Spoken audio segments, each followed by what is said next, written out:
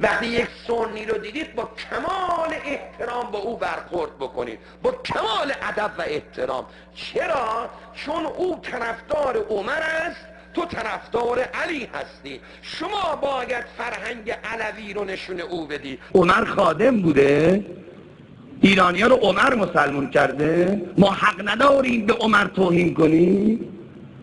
یعنی این نه، من تا زندم میگم عمر حرومزاده بوده، تا زندم میگم هرچی سنی حرومزادن. وقتی یک سنی رو دیدید با کمال احترام با او برخورد بکنید، با کمال ادب و احترام. بعد پدر و مادر هرچی سنی لعنت.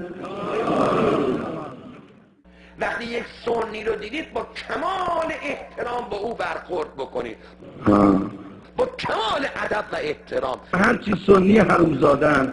چرا؟ چون او طرفدار عمر است، تو طرفدار علی هستی. شما باید فرهنگ علوی رو نشون او بدی. بعد پدر و مادر هرچی سنی لعنت، که او عاشق علی بشود و بفهمد که امیرالمؤمنین چه دانشجویی تربیت کرده. عمر تو باید میشه من نگاه کردی؟ لعنت الله رو یادت نره؟ خدا بیامرزه با من میگفت، با من گفت هر کی اسم اینا رو بشنوه و لعن نفرسته الهی نمی که علی که میخوره حرومش بشه.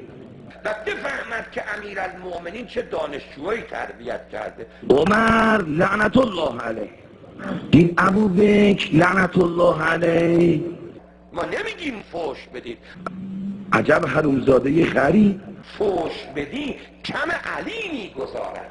بعد پدر و مادر هرچی سنی لعنت، ما نمیگیم فوش بدید، هرچی سنی حرومزادن، هرچی سنی حرومزادن. ما نمیگیم فوش بدید، ما نمیگیم فوش بدید.